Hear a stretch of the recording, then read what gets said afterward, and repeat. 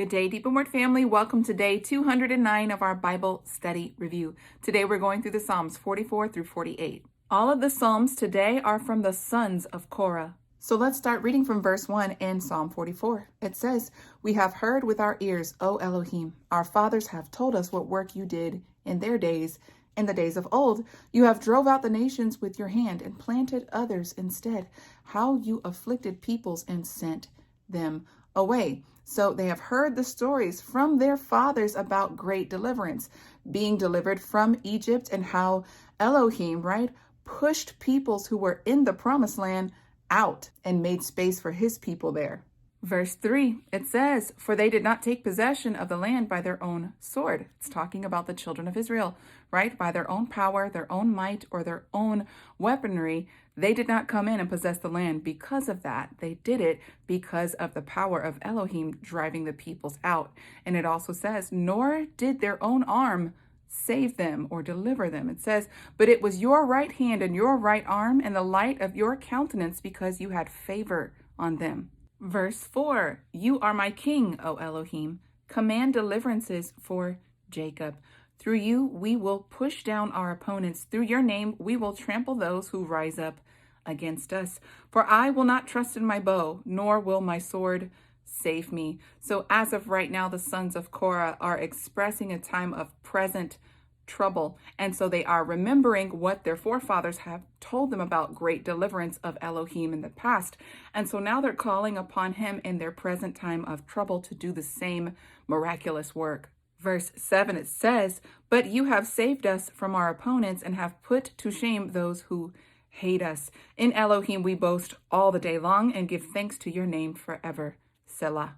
Verse 9, it says, "But you have rejected us and put us to shame, and do not go out with our armies. You make us turn back from our opponent, and those who hate us make us their spoil." So again, right now they're in a present time of trouble, and we can see that if they are being overcome in the moment, it is because the majority, not all, but the majority have fallen away. We have to remember the curses and the blessings of Deuteronomy 28. He will drive out the enemies so long as Israel, Jacob is prevailing with Elohim. If Jacob or the children of Israel are not prevailing with Elohim, they surely will not prevail over their enemies. Let's remember the story of their father, Israel.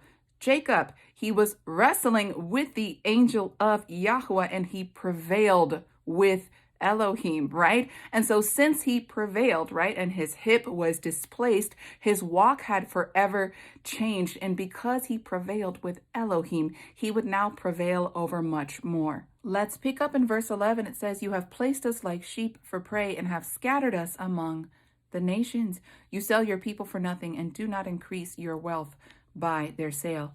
You make us a reproach among our neighbors, a scorn and a derision to those who surround us. You make us a byword among the nations, a shaking of the head among the people. All day long my reproach is before me, and the shame of my face covers me, from the voice of him who reproaches and reviles, by reason of the enemy and avenger." All in all, the sons of Korah recognize that Yahweh, he is in control of all things. Even in their punishment, he is in control, because they are singing in this psalm that you have made us a reproach. You are in control of these things. You are making sure that these things are happening to us, The scattering is a part of the judgment. Verse 17, "All of this has come on us, yet we have not forgotten you, nor have we dealt falsely in your covenant. Our heart is not turned back, nor have our lips deviated from your way, though you have crushed us in the place of jackals and covered us with the shadow of death." Verse 20, "If we have forgotten the name of our Elohim or stretched out our hands to a strange God, would not Elohim search this out? For he knows the secrets of the heart." So the sons of Korah are expressing that even though the majority have fallen away, they have not forgotten their Elohim, and they know that he seeks out every matter. There's no hiding an issue from him. He sees all things from the inner heart to the outward workings, The lifting of the hands was an ancient practice to reach as far as you possibly could to your God so that your God would pour out favor or grace upon you. And so the sons of Korah are crying out for great deliverance once again. And they say in verse 23, "Awake, why do you sleep, O Adon? Arise, do not reject us forever. Why do you hide your face and forget our affliction and our oppression?" Not that Yahweh ever sleeps, but it feels like he is sleeping when our prayers are not answered immediately. And so they're calling for their God to awaken, to arise, and they are provoking him, not to anger, but provoking him to act, to bring great salvation unto them.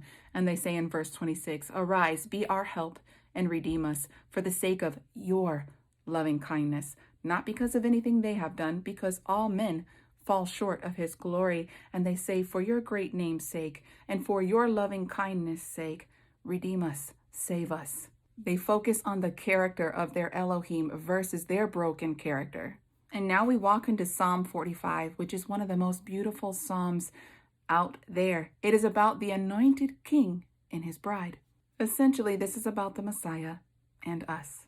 This psalm is split into two parts. The first part is talking about the anointed king, and the second part covers his bride. Let's start reading in verse 1. It says, "My heart is overflowing with good thought. I am speaking my works for the king." So it's about the king or to the king. And he says, "My tongue is the pen of a skilled scribe." So skilled scribes, they are usually trained for a year before they can ever put the pen to the paper and write down the words to preserve the word of Elohim. And so he's saying his tongue is just as beautiful as a skilled scribe. And so now the tongue starts to speak these beautiful praises of the king. And it says, "You are fairer than all of the sons of men. Favor is poured on your lips." We know that favor is translated as grace. And so we know that our Messiah, right? Favor and grace is poured on his lips to only speak the words of the Father. And he says, "Therefore Elohim has blessed you forever. Gird your sword on your thigh, O mighty one, with your splendor and your majesty. In your majesty ride prosperously because of the truth and meekness and righteousness. And your right hand will teach you awesome things. Your arrows are sharp in the heart of the king's enemies. People will fall under you. Your throne, O Elohim, is forever and ever." And it says, "The scepter of your kingdom is an upright scepter." Verse 7, "You love righteousness and hate wickedness. Therefore, Elohim, your Elohim anointed you." Notice how the Messiah is called God and how his God anoints him. All right. He is part of the Godhead. I know there are several who think that Messiah is a created being or he is not divine, and that is not how we roll over here at Deep in Word. Our Messiah is called God with us, Emmanuel. And so the Messiah right here is pictured as God with us, and that the Father is blessing him because he is anointed with favor to speak the Father's words only. And if you need a reminder about who our Messiah is, let me take you to Genesis 1, verse 1. "In the beginning, Elohim created the heavens and the earth. The earth was formless and void. Darkness covered the surface of the deep, and the Spirit of Elohim was moving over the surface. Elohim said," let me remind you, Elohim is plural. El is singular. So the Father was with the Son, and the Spirit was hovering over everything. And I'm going to take you to John chapter 17, verses 1 and 5. These are the red letters of our Messiah. Please listen very carefully. It says, "Father, the hour has come. Glorify your Son, that your Son may also glorify you." Now, these were the words that he was speaking after he was raised from the dead. All right, now I'm going to take you to verse 5, and it says, "And now, O Father, glorify me in your own presence with the glory which I had with you before the world existed." Our Messiah has always existed. He is not a created being. He had glory with the Father before all things material came to be. The Father and the Son are one in mission. Their mission is the same. That's why the Son carries the Father's name. Yahweh is the Father's name, and Yahoshua is the oldest form of our Messiah's name, which literally means the salvation of Yah. Our Messiah is also called the Word of Yah, or the Word of Elohim. All right, back to Psalm 45, and now we're going to go down to verse 10. Now this is focusing on the bride of the anointed king, and it says, "Listen, O daughter, consider and incline your ear. Forget your own people and your father's house." Now in Genesis chapter 2, when the Father put Adam into a deep sleep, right, to make a suitable companion or a helper for him, he opened up the side of his rib, right? And so we see that Adam spoke these words, "She is flesh of my flesh," right, "and bone of my bone." And we know that when Messiah was on the cross, there was a similar marking on his side. From that moment, his bride was birthed forth. Adam made a very prophetic and profound statement in Genesis chapter 2, verse 24. He said, "Therefore a man will leave his father and his mother and be joined to his wife, and they will become one flesh." And in Psalm 45, right, the bride is called to do the same thing as her bridegroom has done. A bride's first covering is her father, right? But her covering is no longer her father when she becomes one with her husband. He is her new covering. And so the bride is called to forsake everything else to pursue her bridegroom. And when she does this, verse 11 says this, "And the king will desire your beauty," because it's your heart that desires your king. And it says, "Since he is your Lord, bow to him. The daughter of Tyre will be there with a gift. Even the rich among the people will entreat your favor. The royal daughter is all glorious within her chamber." Have we heard wedding chambers before, right? The bride is called to go into the wedding chamber. And when the door is shut, no one else is allowed to come in, because that is the time when they consummate their wedding vows. That is a picture of us being called up in the moment, in the twinkling of an eye. Right before that, the grace door, it shuts. In the middle of verse 13, it talks about the clothing or the garments of the bride. It says, "Her clothing is embroidered with gold. She shall be brought to the king in embroidered garments. The virgins, her companions who follow her, shall be brought to you. With gladness and rejoicing they shall be brought. They shall enter into the king's palace." This is ultimately a picture of our Messiah saying, "Welcome, come into the kingdom, my faithful servant. Well done."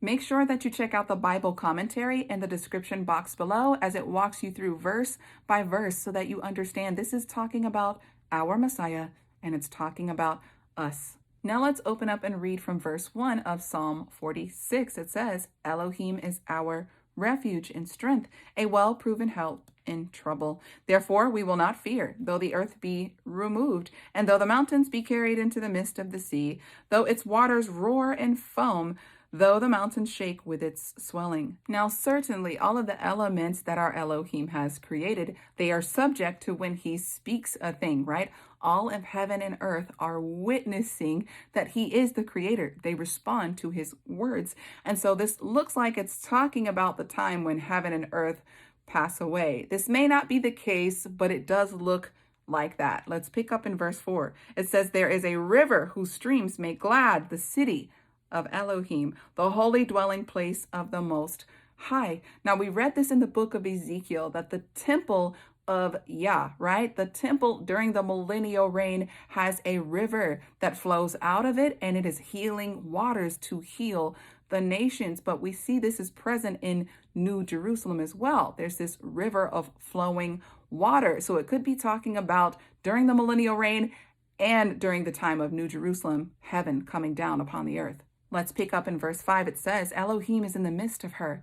She will not be moved." So his city will not be moved. The earth and the heavens, everything else is subject to passing away, but the eternal city of Elohim will not be moved. And it says, "Elohim will help her in the early dawn. The nations roared, the kingdoms were moved. He uttered his voice, the earth melted," right? So again, this is a picture for me, in my mind, of the millennial reign after those 1,000 years. And then the wicked, right, are brought up to the great white throne of judgment.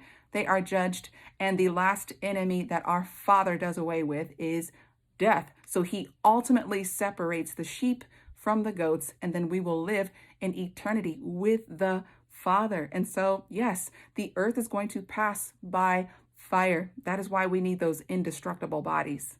Let's pick up in verse 8. It says, "Come see the works of Yahweh, who makes desolations in the earth. He makes wars cease to the end of the earth. He breaks the bow and cuts off the spear. He burns the chariot in the fire. Be still and know that I am Elohim. I will be exalted among the nations. I will be exalted in the earth," right? We know during the millennial reign, the glory of Yahweh will fill the earth at that time. And Psalm 46 ends exactly how it began. It says, Yahuwah Sabuot, or your Bible may say the Lord of hosts, is with us. The Elohim of Jacob is our refuge, or strong tower, right? Safe place. Psalms 47 and 48 tell the people of Yahuwah, or the people of Elohim, to give shouts of praises because of his mighty hand, because of his loving kindness, because he has chosen a people to be his inheritance, and because he has given them an inheritance, a plot of land. And it talks about the holy city of Zion, that the praises shall be great in that place. The city of Jerusalem, or Mount Zion, during the millennial reign will be the most glorious place upon the earth. All of the nations will come up to see the glory of Elohim and the glory of his people who shout his praises. I want to pick up in verse 8 of Psalm 48. It says, "As we have heard, so we have seen." Now, we have heard the glory of his praises, but we haven't seen the fullness of it yet. So the sons of Korah are speaking of great faith that they will see the fullness of his glory. And it says, "In the city of Yahuwah Sabuot," or your Bible may say the Lord of hosts, "in the city of our Elohim, Elohim will establish it forever." And I'm going to end today's reading review with verse 14 of Psalm 48. It says, "For this is our Elohim and our Elohim forever and ever. He will be our guide even to death." So the sons of Korah know that their fleshly bodies are going to die, but they say forever he will be our Elohim. So we see there is this hope for a resurrection, and he will guide us even unto our last breath. Now we know, as Shaul, or Paul, has explained to us, that not all will experience death. Not all will fall asleep and meet the grave. Some will experience that glorious transformation in the moment, in the twinkling of an eye. And we see that the sons of Korah are looking forward to this time where they can serve him forever and ever. Deep in Word family, that's all that I have for you today. Until tomorrow, Yah bless.